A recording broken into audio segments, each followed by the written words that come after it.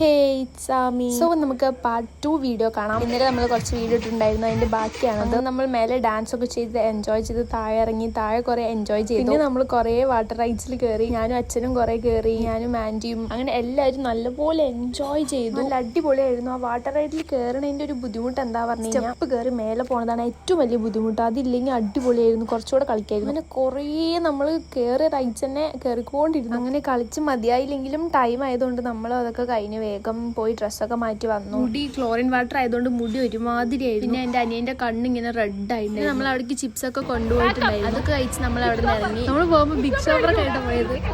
Guys, നമ്മൾ pack up ചെയ്തിരിക്കുകയാണ്, നമ്മൾ വീട്ടിലേക്ക് പോവുകയാണ്. സൂപ്പർ. എങ്ങനെയുണ്ടായിരുന്നു? അടിപൊളിയായിരുന്നു. എങ്ങനെയുണ്ടായിരുന്നു? സൂപ്പർ. ജിത്തു എങ്ങനെയുണ്ടായിരുന്നു? സൂപ്പറായിരുന്നു. എങ്ങനെയുണ്ടായിരുന്നു? അമ്മ എങ്ങനെയുണ്ടായിരുന്നു? അടിപൊളി.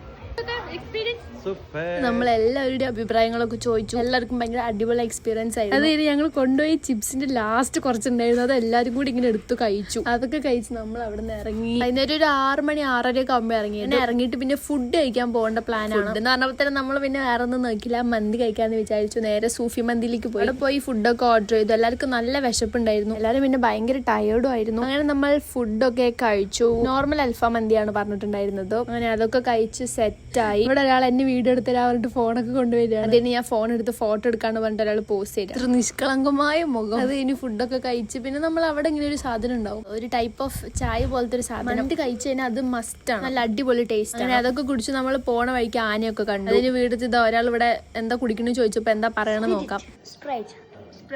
അങ്ങനെ സ്പ്രൈറ്റ് ഒക്കെ കുടിച്ചു. എന്റെ ബർത്ത്ഡേ ആയതുകൊണ്ട് നമ്മൾ കേക്ക് ഒക്കെ കട്ട് ചെയ്തു. അതൊക്കെ കഴിഞ്ഞ് നമ്മൾ വീട്ടിലേക്ക് പോയി. ഇന്നത്തേക്ക് ഇത്രേ ഉള്ളൂ. Do subscribe my channel. Thank you.